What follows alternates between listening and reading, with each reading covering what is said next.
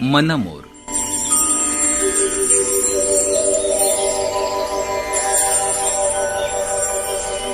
लेखिका आणि संवादिका डॉक्टर वीणा पवार. स्वातंत्र्य. नमस्कार मंडळी. जुलै महिन्याच्या शेवटी व्हॉट्सॲपवरती मेसेज आला. ऑगस्ट महिना यंदा जोरदार आहे. श्रावण येतोय, नागपंचमी आणि 15 ऑगस्ट राखी पौर्णिमा पण, म्हणजे सुट्ट्याच सुट्ट्या. आपला देश तसा सणवार साजरे करण्यात मला वाटतं जगात 1 नंबर असावा.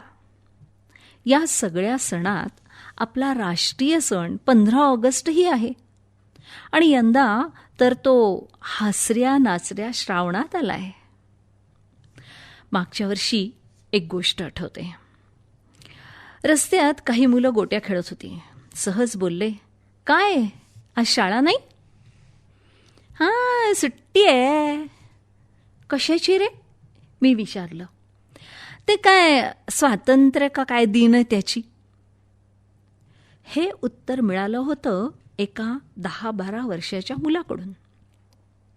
आणि आपण इतिहासात वाचलं होतं की 13 वर्षाच्या शिरीष कुमारनी नंदुरबारमध्ये तिरंगा फडकवून प्रभात फेरी काढली आणि इंग्रजांच्या गोळीबारात तो धारातीर्थी पडला. खरंच या इतक्या वर्षात असं काय झालं की स्वातंत्र्य, त्याचा लढा, त्यासाठी स्वातंत्र्यवीरांनी गमावलेले प्राण, याच्याबद्दल या पिढीला काहीच माहिती नाही, काही गांभीर्यही नाही. एक सुट्टी मिळाली आहे, हीच काय ती जमेची आणि महत्त्वाची बाब त्यांच्या दृष्टीने होती. मला आठवतं, माझ्या लहानपणी म्हणजे साधारण 50-1 वर्षापूर्वी 15 ऑगस्टला आम्हाला शाळेत पेढे मिळायचे, भाषणं व्हायची. अर्थात त्या वयात ती भाषणं कंटाळवाणी असायची, पण काही वक्ते गोष्ट स्वरूपात आम्हाला स्वातंत्र्य लढ्यात घेऊन जायचे. आम्हालाही तिरंगा फडकवत आपण अभिमानाने जय हिंद म्हणावंसं वाटायचं. राष्ट्रगीत म्हणताना छाती फुगून यायची. या राष्ट्रगीतावरून आठवलं, पूर्वी सिनेमा संपला की राष्ट्रगीत व्हायचं. काही लोक त्यावेळी स्तब्ध उभं राहायचं सोडून निघूनही जायचे. खरं तर त्या काही मिनिटांनी असा काय फरक पडणार होता हो. आपल्या देशाबद्दलचा अभिमान व्यक्त करणारं ते गीत आहे. त्याचा मान राखणं आपल्याच हातात आहे. तिरंग्याचं तरी काय होतंय?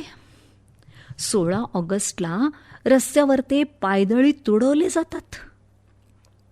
त्यातल्या त्यात प्लॅस्टिकचा तिरंगा करू नये म्हणून आदेश निघाला, ही जमेची बातू.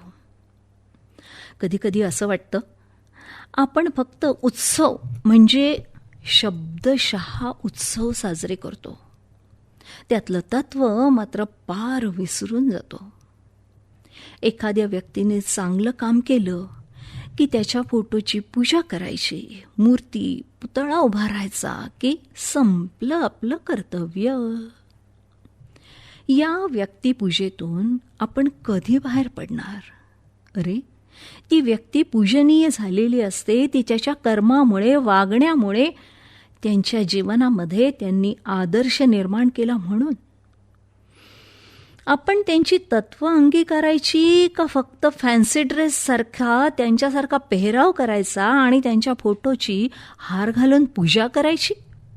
काय होत असतं आपल्याकडे 15 ऑगस्टला? चौकात तिरंगा फडकवतात, मोठमोठ्यांनी गाणी लावतात.